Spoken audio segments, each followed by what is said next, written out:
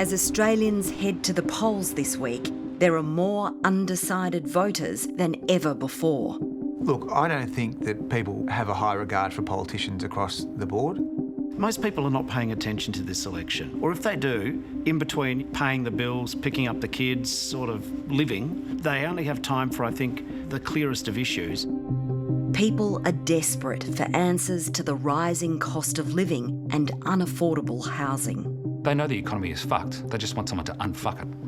And they're not seeing that from either party at the moment. The big problems that we're left with need big solutions, deep solutions. Now, a chaotic New World Order has thrown a curveball at the campaign. These countries are calling us up, kissing my ass. Please, please, sir, make a deal. If I needed to have a fight with Donald Trump or any other world leader to advance our nation's interests, I'd do it in a heartbeat. If you look at that... Trump hangs over this election like the weather. The electorate must now decide who is the leader we need for these uncertain times. Describe Anthony Albanese. Well, I think he's a weak career politician, ultimately. Anthony is a real person. What's it like when you're on Anthony Albanese's bad side? That's not great. Describe Peter Dutton. Pragmatic conservative. Peter Dutton is a wrecker. Give me your assessment of Peter Dutton's campaign so far. I think the campaign has been a rolling shit show. In this episode of Four Corners, in the final week of election campaign 2025, we go beyond the talking points and the spin to examine the leadership records of Anthony Albanese and Peter Dutton, their histories, their characters, their policies, their legacies, the questions about them that remain unanswered, and their plans for the nation if they win on Saturday.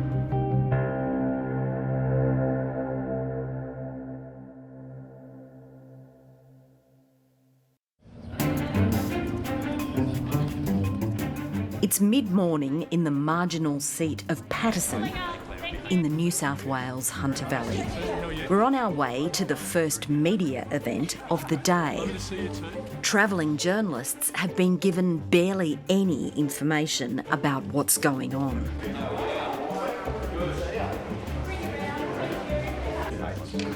Fantastic. Thank you very much. Thank you. We're going to get all young people into trade. Today, Peter Dutton's talking about trade schools. You get the sense, though, that this is more about selling the message that he's the guy for tradies in the regions and outer suburbs. Everywhere he goes, Mr. Dutton hammers the point that only he can solve the cost of living crisis. Out there talking about cost of living pressures that families are under, how we can help young people. We're absolutely the only party going to this election that is offering a bright future for this community. You've got very high housing costs, energy costs, fuel costs, grocery costs. They have made the Australian dream out of reach. Mr. Dutton. The Coalition's campaign has been laser focused on a key demographic. Thank you very much.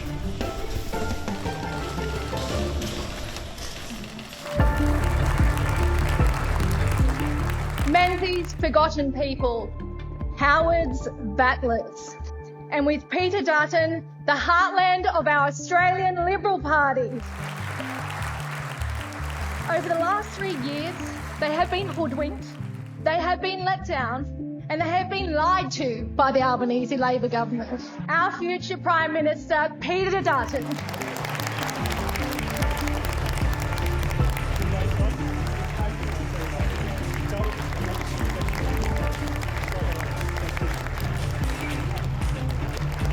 Thank you very much. And thank you so much for being here in this very important part of the world in Western Sydney, one of the most important battlegrounds. There are common struggles across the country. Australians who are working hard, but who just can't get ahead. I think his persona as a strong leader, someone who could be a tough cop on the beat, I think all of that appeals to people who are looking for no-nonsense leadership. Those outer suburban areas, regional areas are the battlegrounds in particular for a lot of the cost of living issues as well. Peter Dutton started the year on a high. with polls suggesting he had a chance of stealing back government after just one term. I think he's a strong, principled person who is good at managing disagreements, and he has vision for Australia. But as the campaign progressed, that vision was undermined by unforced errors. You said the Indonesian president had publicly announced this Russian request when he had not. So was that a mistake? It was a mistake. In a time when the world seems uncertain, do you really want to give charge to the nation to the people who haven't done the homework? Go through the annals of history, you'll find lots of great world leaders who've made mistakes. I think it's how you respond that really counts and shows character. You've got a choice between Kirribilli or living in Canberra and the Lodge. And I think it takes Sydney any day.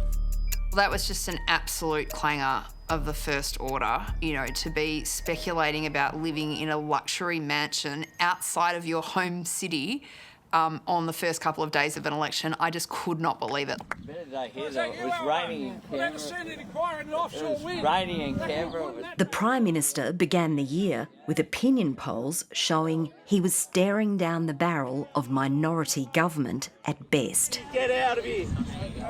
There's a bit of a sense that Albo has kind of sat on his ass for 3 years in between the elections.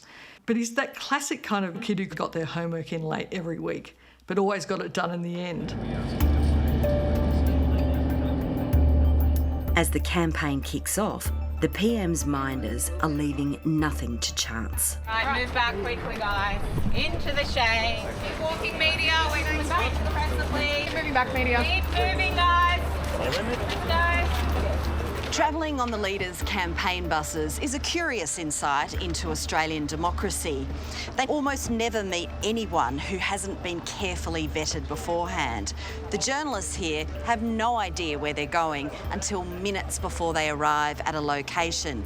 Everything is tightly scripted and managed and choreographed to deliver the Leaders' message to a weary and distracted public. Four Corners steals a few minutes with the Prime Minister on the sidelines of the campaign. There has been commentary to this effect that you sat on your hands a bit too much in terms of the messaging as opposed to the actual policy delivery. Do you think... I love a campaign. And the truth is that during a campaign, people switch on more. It does give me energy, and I'm enjoying the campaign. Do you think you had that same energy all the way through those 3 years, though? Well, it's probably impossible to stay on 24 hours a day for 3 years, but I've been energetic. But it has been a difficult time to govern, and a lot of what government is about isn't the stuff that you see outside.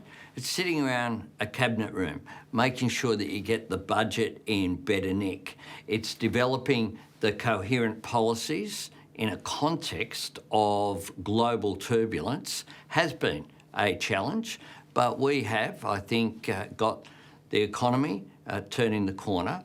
We've got important social policies that we've put forward. One criticism of the PM has been his tendency to freeze out rivals, even star performers in his cabinet. What's it like when you're on Anthony Albanese's bad side?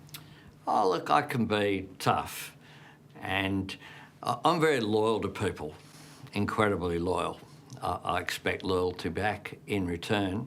I'm a great friend, and I'll do, on a personal level, I think I'm pretty warm-hearted. What's it like when you're on Anthony Albanese's bad side? That's not great. You've been on that side? I've been on good side and bad side. I begin by acknowledging the traditional owners... Anthony Albanese's defining election promise was proposing a referendum on an Indigenous voice to Parliament. I commit to the Uluru Statement from the Heart in full. And I remember when he stood up and he said those words, "We will implement the Uluru Statement in full," and he looked at me and I just was so happy. It was a moment of great joy and excitement. I'll never fault Albanese for doing that. When the referendum came around in 2023, it was something that was visionary. Peter Dutton did not share the Prime Minister's vision. Support for the Yes case had begun to decline, but collapsed after Mr Dutton publicly backed the No case. The voice, as proposed by the Prime Minister, promotes difference, and it's sadly a symptom of the madness of identity politics which has infected the 21st century. The voice will re-racialise our nation. The voice would be the most... Peter Dutton was, I would characterise it as stubborn. I would characterise it by ugliness, and I would characterise it by wanting to create division and fear. And that is unacceptable, in my view, in terms of a leader. I think it was a disgrace to him and to Australian politics. Some First Nations leaders say this was part of a pattern for Peter Dutton when it comes to race. I think Indigenous people are watching this election with great anxiety. We have been through a referendum where one of the people that want to be the leader of this country, Peter Dutton, used us as a political scapegoat and an opportunity. He has a record, the record of walking out on the apology. How could you possibly walk out on what was one of the most significant moments in this country's history? I didn't attend the chamber for the apology 15 years ago. I failed to grasp at the time the symbolic significance to the stolen generation of the apology. Look at things like, I will never do a press conference in front of the Aboriginal flag. We are dividing our country unnecessarily. We should have respect for the Indigenous flag and the Torres Strait Islander flag, but they are not our national flags. And what is that about? Why does that make you a strong person? In my view, it does not. It makes you a smaller person. Do you think that Peter Dutton has an issue with race? No, I don't. I think he's embraced multicultural Australia, and you can see that in his work as a politician. And we understand how important multicultural Australia is to the national story. I think that there's enough evidence that the man has racial prejudice and that he would use that as well. But I think, again, it's purely about power and politics and the shamelessness that he would use minorities for gain. He had the right instincts on the voice referendum. He realised the way that was being done, that was not the right way to do it, and he was on the right side of history on that. The Prime Minister did not seem to be engaging fully in the sales pitch for this, and that came across to people. Senator Andrew Bragg was one of the few Liberals who supported the voice. He blames the Prime Minister for the failure of the Yes case. I don't think the Prime Minister should have gone ahead with a referendum. He knew it would lose, and it didn't have enough support across the community, and I think it was a wasted opportunity for the nation. To have made that bold statement but not to back it up with an effective campaign is an indictment on the Prime Minister. He needed to prosecute the case well, and he never ever got it together. He never understood that it was his job to tightly encapsulate and communicate persuasively a concept he said was central to his ambitions for the nation as Prime Minister. Of course it was a difficult time. We put forward a referendum, which is what we were asked to do by First Nations people. We did it out of conviction, not out of convenience. We did it in the full knowledge that referendums have a history of being difficult to pass in this country. So it was disappointing, the outcome, but we respected it. Tomorrow, we must seek a new way forward with the same optimism. Do you think the voice is where Anthony Albanese lost his mojo? Yeah, absolutely lost his mojo during the voice campaign. So if you did lose your mojo, have you got it back? I have been enthused the entire time that I've been Prime Minister. It is such an incredible honour and privilege to serve the Australian people, and I don't take it for granted, and I haven't taken it for granted for 1 minute, let alone one day. Critics of the Prime Minister say the voice made some voters feel the government was out of touch.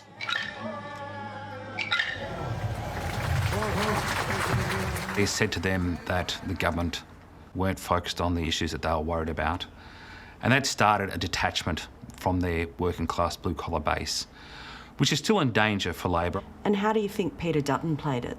So Dutton was very smart in the way how he played that, which is why you wouldn't write him off in this campaign, because he does have a proven sense of timing, but it doesn't mean you're infallible. After the voice referendum failed, Peter Dutton was emboldened. As the parliamentary term wore on, his confidence grew. Prime Minister, Australians are genuinely hurting under your government. He styled himself as the strongman of Australian politics. I would say that the Prime Minister is as weak as water. I really would. Introducing policies reminiscent of another strongman. We're cutting down the size of government. We have to. The chainsaw for bureaucracy. The Indigenous Australian spokeswoman Jacinta Nampijinpa-Price will take on government efficiency, which is similar to Doge in America. That we can make Australia great again, that we can bring Australia back to its former glory.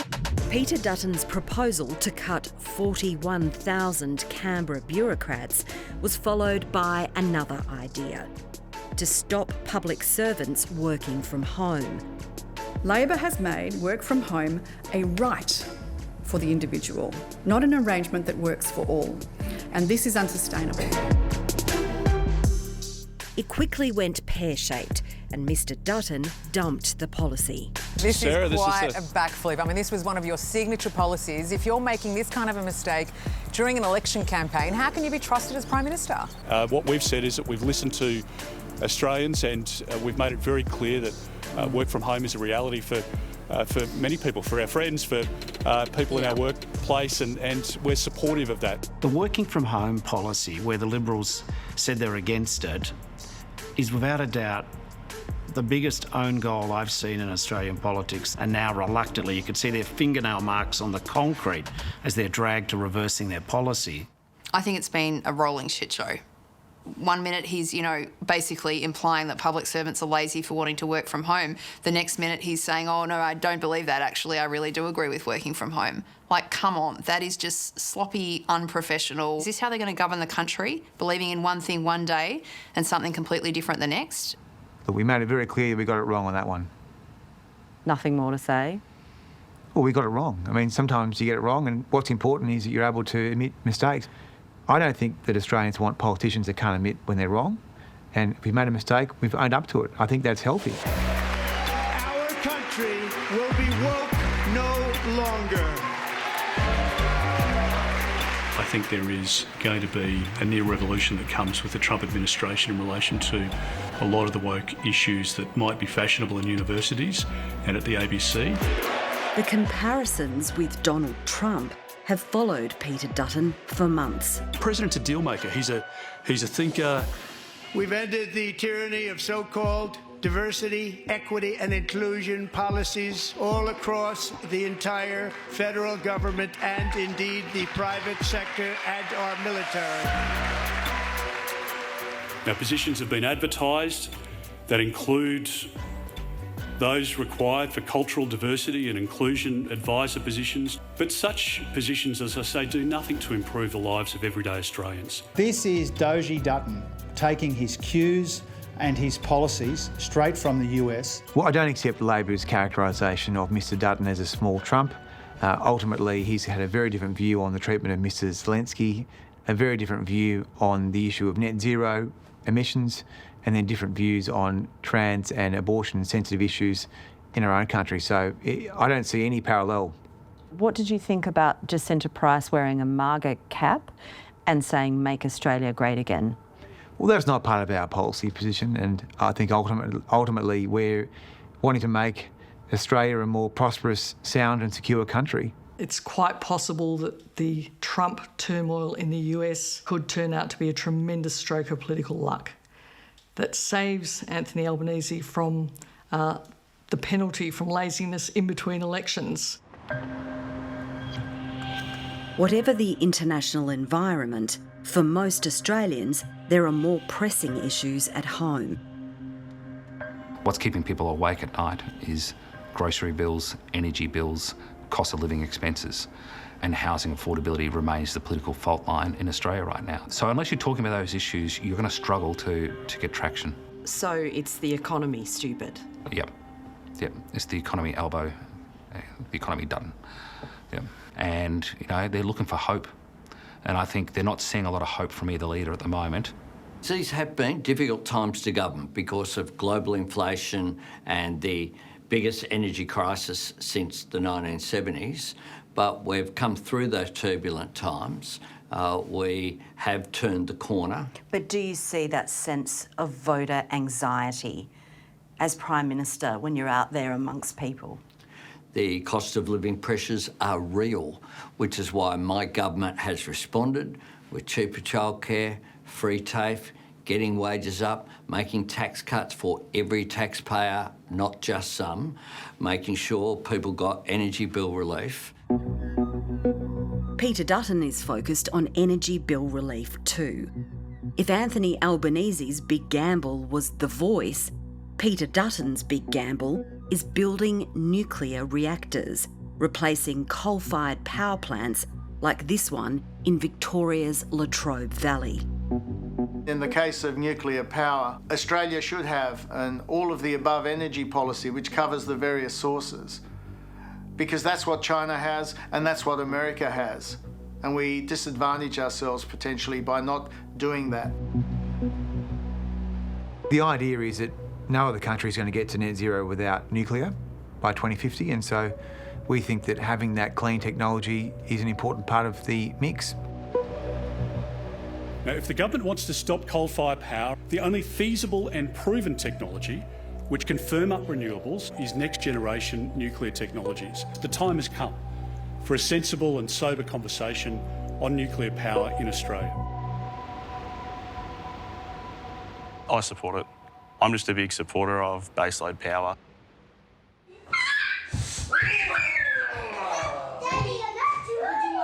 Some in the Latrobe Valley are ardent supporters of the opposition leader's vision, like Jack Robertson, who works at Yallourn, the plant due to shut down in 2028.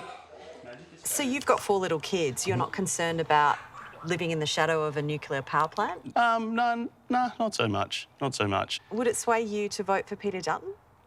Yeah. Drive safe, work safe. Drive safe, work safe. Good boy. Thank you.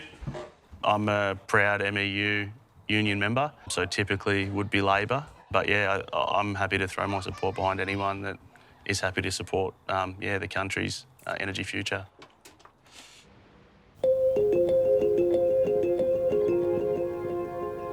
But others are deeply opposed, like farmer and one-time Greens state candidate Penelope Swales.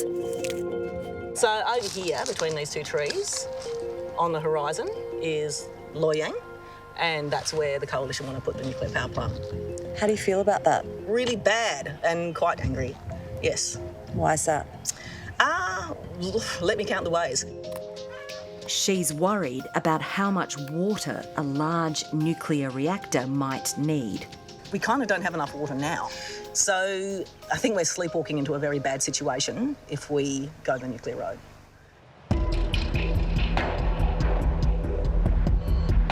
The problem is that the coal-fired power stations are coming out of the system well before you could even get an electron from a nuclear reactor. The economic modelling is laughable. The assumptions are heroic, even under the most ambitious scenarios, and are out of step with the rest of the world's experience when it comes to building nuclear. I mean, it is not a policy, it's a fantasy. Back on the campaign trail, Peter Dutton has been very quiet about his nuclear policy. When we followed Mr Dutton to his 11th visit to a petrol station to sell his cut to fuel excise, he had not visited one of the 7 sites slated for reactors.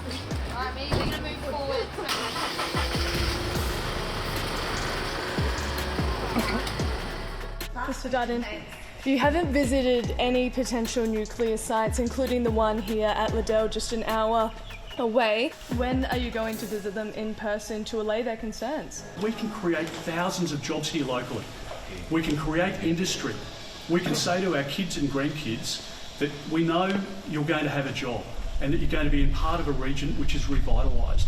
But this region only has a bright future under a Liberal national government. What will they do in 2030 when the coal mines close and nuclear's not ready yet? Well, I think you're already seeing Labor extending the life of coal-fired power stations, and I think you're going to see Labor governments extending them more because they know that if they don't, the lights are going out.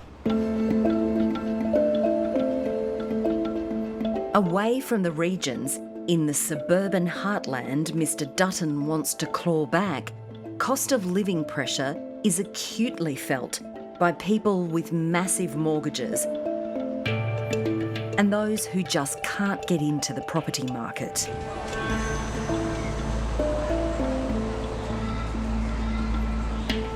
Former Prime Minister John Howard's old Liberal seat of Bennelong is now exceptionally marginal. Hey, how are you? Nice to see you. When we visit, Labor incumbent Jerome Laxale is hosting Foreign Minister Penny Wong with local business owners. I hope that you will be elected. I hope so too. That'd be great. Are you a popular candidate? Maybe not. We'll see. Mr Laxale won this seat at the last election, but a redistribution makes it even harder for him to hold it. So you have a notional margin against you of... 84 votes. Has Anthony Albanese done enough up until now to prevent minority government? And has he done enough to help ultra-marginal MPs like you? Well, whenever I bring Anthony Albanese to Bennelong, it's a circus. You know, like he's very well received here. I think people realise that we've had a tricky set of circumstances, inherited plus what we've faced in government, but they'll see progress. They'll see progress on the energy transition. They'll see progress on, climate change and the environment. They'll see process. But do they feel better off? Like, do they genuinely feel better off? Look, I think people understand that we've worked really hard for progress and that we've achieved that lowering of inflation. That doesn't go unnoticed.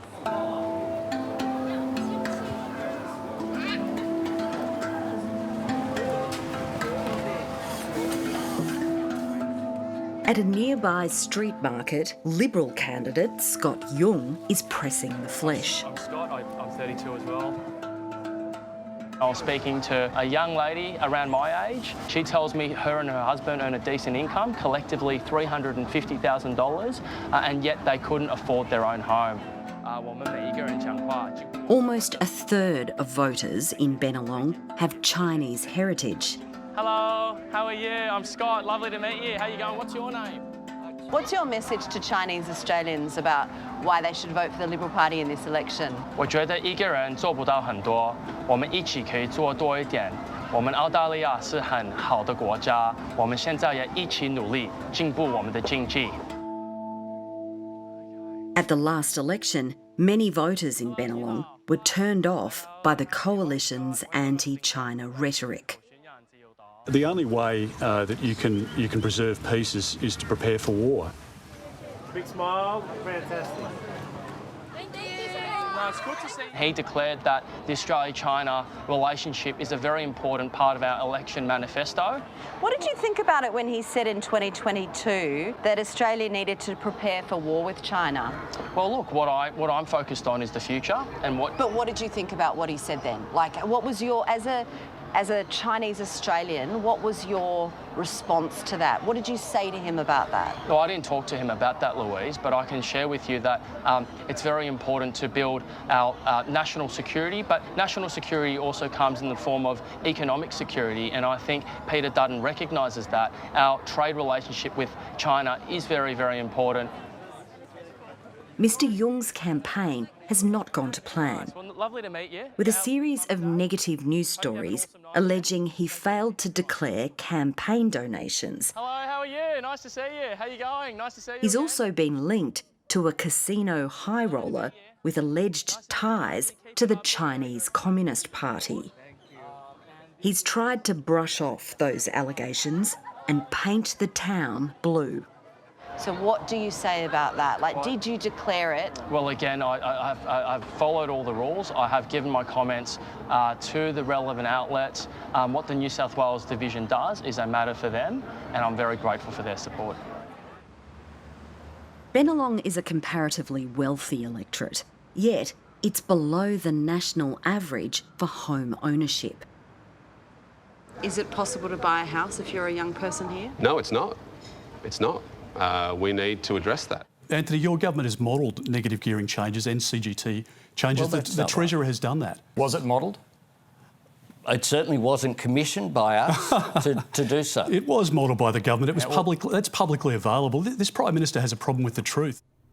At the 2019 election, former opposition leader Bill Shorten proposed changes to negative gearing, a tax incentive for property investors. It was one of the key issues blamed for Labor's loss.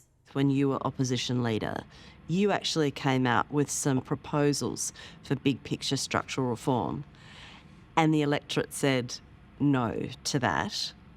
By a margin, not a giant margin, but yes, they did say no. I got the memo.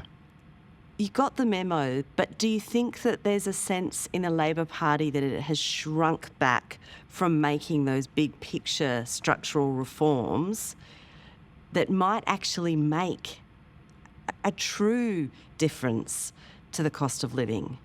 One promise I made to myself when I finished up in politics earlier this year is not to be a mournful ghost. So, I'm pleased some of the policies we had in 2016 and 2019 have now been carried out by a Labor government. In the current campaign, both leaders are painfully aware that housing is perhaps the issue that will decide the election. Howdy. G'day, PM. How you going? How you going? Well, we know that the Liberals dug Australia into a hole. Labor's digging our way out. Help them get into home ownership.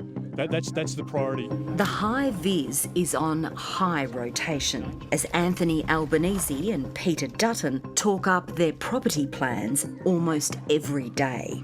Home ownership is so critically important. Our plans are about supply as well as demand. Their plans are just all about demand. Labor is promising to build 100,000 homes for first-time buyers, and to enable them to buy a home with a 5% deposit without having to pay mortgage insurance. We've got a generation of young people who have lost hope in home ownership, and the 5% program will actually give them a genuine pathway to get their feet on the rung of the property ladder, combining the 5% with a supply measure. The most important thing we actually need to do about the housing crisis is build more homes more quickly. Can you be absolutely sure that your policy won't drive up house prices? Look, that's just not the evidence. Yes, there's a minor impact on price, but I don't think we can live in a world where every single idea that gives them a bit of extra support is shot down because of these issues. The government wants to insure all the mortgages, and that's a massively retrograde policy, and they're not means testing it. So Clive Palmer's children could use Labor's Lenders Mortgage Insurance Scheme. The opposition leader maintains only his housing policy will help Australians into home ownership. Many young Australians have lost the dream of home ownership under this government. What do you say to that? Well, I just call bullshit on that. That is completely wrong and ridiculous.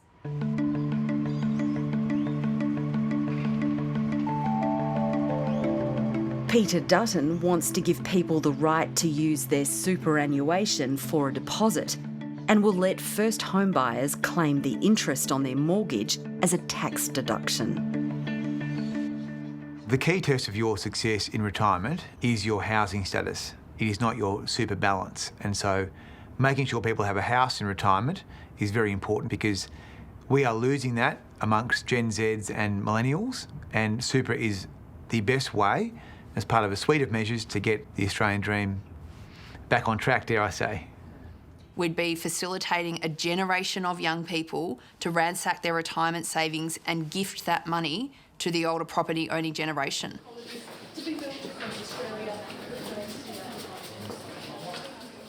Just on your housing policy, the average super balance for a young woman, 30 to 34 in Australia, is $46,000.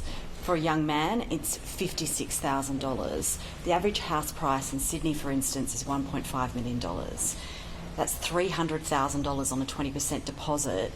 How do they get into the market and then get the concession that you are selling? Well, Louise, if you have a look at what's available, so there's assistance around deposit, and as you point out, I mean, let's take a scenario where had this policy worked 3 years ago, or 5 years ago even, and young people were able to get into the property market, their net position today would be hundreds of thousands of dollars better off because the price of that house would have gone up. What we're saying is that we can provide assistance around a deposit.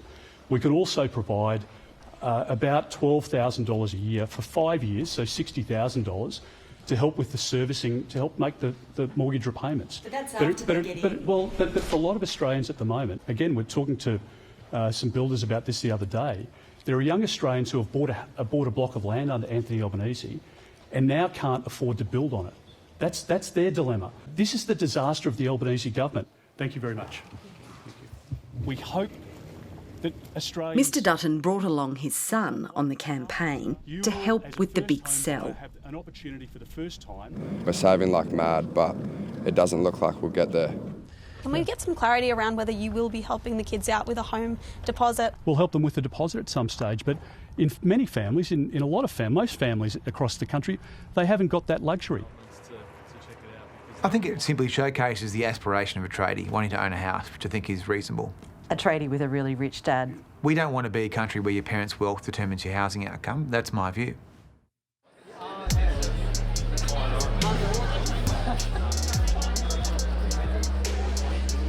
We wanted to ask Mr Dutton more questions, but he never granted us an interview.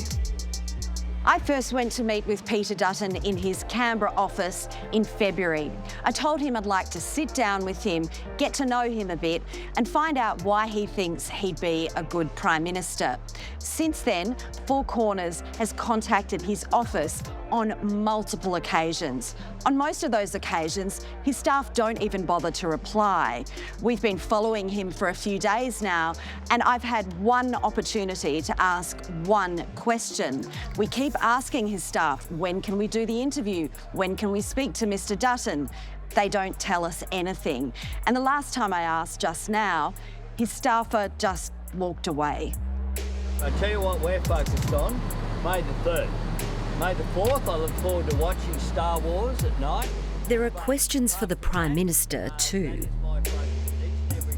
Anthony Albanese was widely criticised as out of touch when it was revealed his son had been handed a Qantas Chairman's Lounge membership. Over 30 years, the PM has made $1.8 million in profit selling investment properties.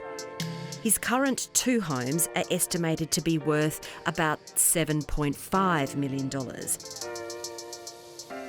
Last year, he and his fiancée bought a $4.3 million clifftop home in Copacabana on the New South Wales Central Coast. A protester is now camped outside the home. Do you see that for voters, people feel like these guys don't understand what we're going through? Oh, look, I'm determined to make sure that every Australian can realise the dream of home ownership. I never got a leg up in life. Everything that I have worked hard for from the time I was in my early teens. I worked my way through school, worked my way through uni, and I've been up front. Have a go. Oh, we look like we're trying a hill. Yeah, okay. Wow. The opposition leader lampooned the PM's property purchase on commercial radio. Your place, is it? What do you think? That. This is Copacabana. Oh. This is a retirement village. Will you sign it, please? We like it. Yeah. Yep, sign it. Here we go. To your elbow, happy retirement. Oh, Peter Dutton. What do you think? You know what? You like? It's polite, but also kicks him in the balls. What did you make of that? Oh, look, I think Peter Dutton can explain that himself. My view is I've always been transparent about all of my financial arrangements. I've never had a family trust. I've never owned a share in my life. Jodie and I made a decision together, which is what happens when people get engaged to be married, to buy a home together. The Dutton family has made at least $15 million in profit from selling homes, investment properties and other business deals. And this is Brisbane's most iconic building, the Riparian Plaza. Peter Dutton and his father began buying and selling property in the 1990s. For me, it's been a tool of wealth creation and opportunity for Kiralee and I and for our children. Mr Dutton has now sold all of his investment properties and lives on a farm outside of Brisbane. In putting together this episode of Four Corners, we wanted to get a full and accurate picture of the two men vying to be Prime Minister. And that meant doing a deep dive into their histories. When you do that work, you have no idea what the research will turn up. In this case, we uncovered fresh details about the Dutton family's dealings and the people that they've done business with. A large proportion of the Dutton family's wealth comes from private childcare, often bought and sold through trusts. Four Corners has pulled apart an elaborate corporate structure to find that since 2002, the Duttons have done at least $5 million in direct business with entities related to controversial childcare entrepreneur Eddie Groves. Mr Groves, do you think you had a fair hearing in there? Oh, no comment right now. Sorry. A friend and donor to Peter Dutton's campaign via the Liberal Party, Mr Groves was at the centre of one of Australia's largest corporate collapses, costing $56 million in a government bailout.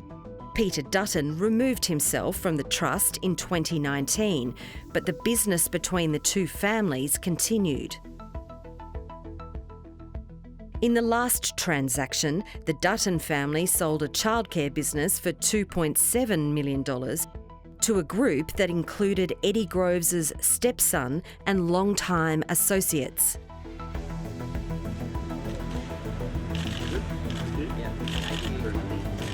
The deal was signed the day before the last election. 10 days later, Peter Dutton became opposition leader. I want our country to support aspiration and to reward hard work. Thank you. Thank you. The centre was then rebranded Imagine Early Learning. Eddie Groves' wife has been central to the Imagine business for decades. And Mr Groves himself is an owner of Imagine's American operation. Four Corners has also discovered that between 2014 and 2016, Peter Dutton did not declare he was a beneficiary of the family trust that owned the childcare businesses, as required under parliamentary rules. Peter Dutton only declared his wife's interest. Why didn't you disclose that you were the beneficiary of a family trust in 2014? I've made full disclosures in relation to my interests. Why did you haven't though? Not in this press conference. I've dealt with all of that. Can you deal with that now, please? I've dealt with it before. So who's the next, Why? question? Would you like to deal with it before I ask? No, you ask. You ask. Mr Dutton did not answer specific questions about his failure to declare he was a beneficiary of the trust, nor the Duttons' business links to the Groves family. In a statement, a Liberal Party spokesman said Mr Dutton has disclosed his financial interests and those of his family, including in relation to his wife Kiralee's previous childcare businesses.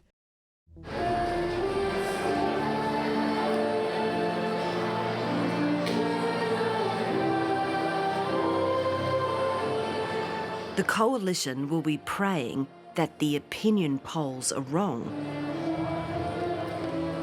and the electorate doesn't come swinging for Peter Dutton the way it did for his predecessor, Scott Morrison. People are hurting now, and this is a cost of living election because households and small businesses are going under. So it's about highlighting that we have a cost of living package that will impact the day after the election if we win. As for Mr Albanese, he's hoping he's done enough to secure a second term in his own right. If you do end up in minority government, are you to blame for that? Oh, look, I accept the judgment of the Australian people, whatever it is. We currently hold a majority. That is important for, I think, the country. But I realise how hard it is as well. I want to lead a majority Labor government, and I'm working each and every day, and indeed every minute of every day, to achieve that outcome.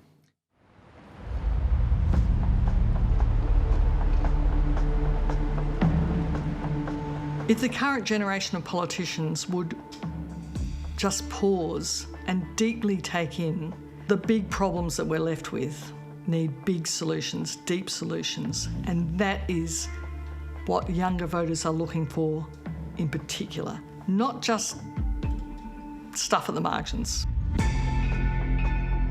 Climate, housing affordability, future jobs. Government could be so much different. It could be so much better.